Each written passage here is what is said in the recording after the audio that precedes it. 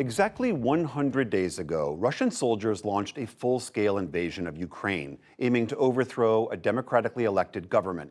Ukraine won the battle for Kyiv and has achieved some military success, but the war has killed tens of thousands of Ukrainian civilians, tens of thousands of Ukrainian and Russian troops, and at its peak, drove close to 14 million Ukrainians from their homes. That's 1/3 of the country. Nick Schifrin takes stock of this moment and talks to Ukraine's ambassador to the United States. This war's horrors have become household names. Mariupol, a city destroyed, a theater shielding children bombed. Bucha, Ukrainian civilians bound and executed by Russian troops dumped in mass graves. This week, President Zelensky admitted Russia controls 20% of Ukraine.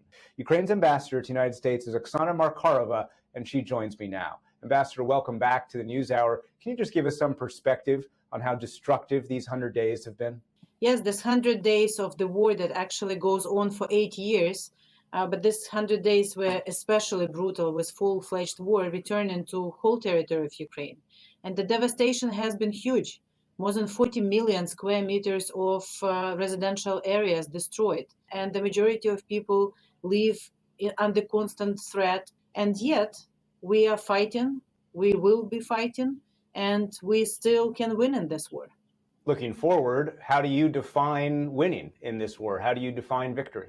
Just getting our country back, having control under all territory of Ukraine in our recognized borders, and with Russians getting out from our territory, stopping shooting at us, and then we can start returning to rebuilding of our country and returning to some kind of normal life, which is going to be very, very difficult. But, first we have to win. It means that we have to defeat Russians in Ukraine. You're suggesting Russian forces need to be evicted not only from territory they've seized since February 24th, but also territory in the Donbass and Crimea that they've occupied since 2014. Is that what you're saying defines victory? Well, since 2014, when Russia illegally attacked Crimea and illegally attacked part of Donbass and Lugansk, not only Ukraine, but the whole democratic world never agreed and never recognized that act of aggression and the illegal annexation.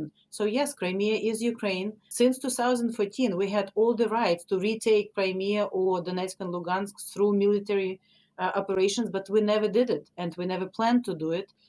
We still are open for any diplomatic solutions, but right now Russia crossed the border again, and it's a very black and white situation. We would like to restore our territorial integrity and sovereignty within all borders.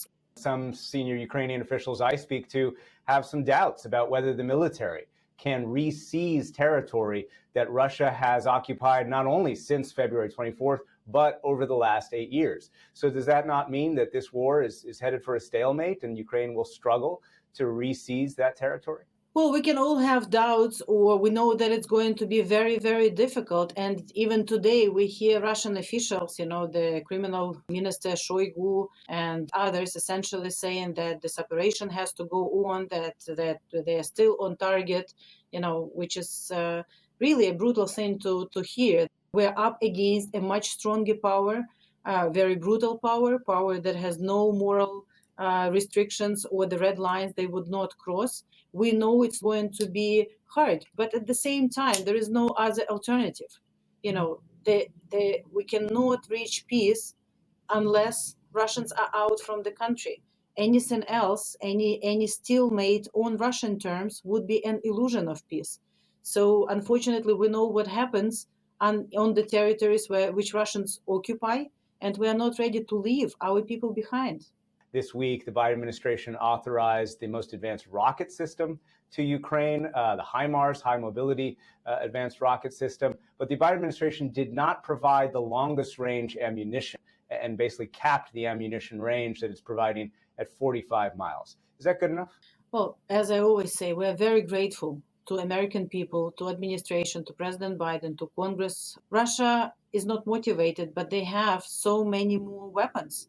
And that's why we need more and more support from the US, but also from other allies. Now, we never asked boots on the ground. We never asked other countries to help us fight the fight. We will fight this fight. It's our fight. We need as much artillery and as much ammunition to these new capabilities that we will be getting as possible. Every phase of the war requires different weapons, and we are in discussions, and I really hope that we will see more support. Some of the main fighting is in a city called Severodonetsk, which is the last Ukrainian-held city in Luhansk, in the east part of the Donbass. British intelligence today said that they fear Luhansk could fall entirely in the next 2 weeks. Do you fear that to be the case? It's a full-fledged war, and it's very. I know that our armed forces do everything possible and impossible, and I'm positive, as well as all Ukrainians and our armed forces and our president,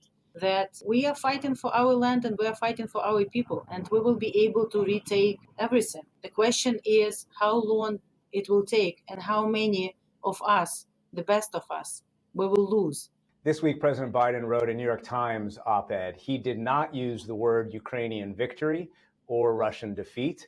And he said specifically that the goal is not to unseat Vladimir Putin. Do you fear that so long as Putin remains in power, the threat to Ukraine will continue? I believe as long as Russia will remain in this imperialistic mode of thinking, the threat not only to Ukraine, but all democratic world will remain.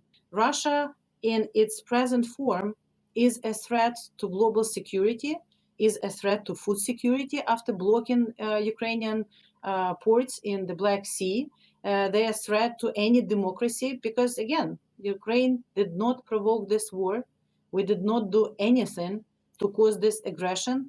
And if being democratic, peaceful, and just wanted to live in your own country is enough reason for an autocratic large country to attack you, then nobody is safe. Overnight, President Zelensky said that 200,000 children, Ukrainian children, had been forcibly moved to Russia. He said that 500,000 Ukrainians in the past have been forcibly moved to Russia.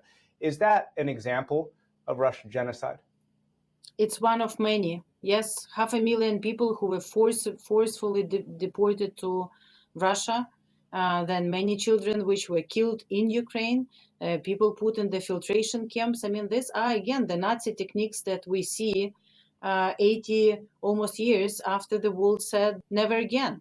And yes, it is a genocide because we are being targeted and killed only because we are Ukrainians. And while we talk about all of those atrocities at the same time, the UN says there are credible allegations of ill treatment of Russian soldiers by Ukrainian forces. Are you investigating those examples and taking steps to ensure that Russian soldiers in your custody are being treated humanely? We already have shown how we treated the captured soldiers. We are recording everything, where they have access to everything. We're giving them the possibility to call their relatives, regardless of the crimes that they have committed. So yes, we take very seriously, and our armed forces are doing everything possible in order to stick to all the rules while we are defending our country and while we are defending our people. Ambassador Oksana Markarova, thank you very much. Thank you.